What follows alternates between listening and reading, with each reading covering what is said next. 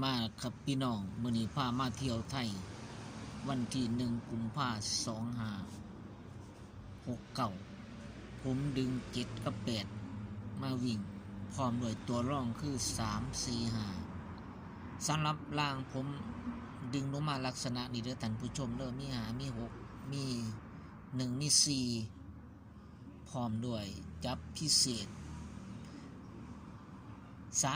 3015เป็นทะเบียนรถที่ผมถอยไปชนต้นยางอันนี้เป็นทะเบียนรถผมเองเด้อท่านผู้ชมเด้อแล้วมาให้พี่น้องได้เบิ่งรับชมเพื่อ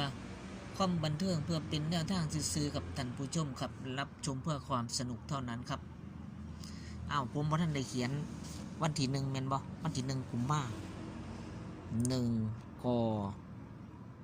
พ 2569โศกหมานครับท่านผู้ชม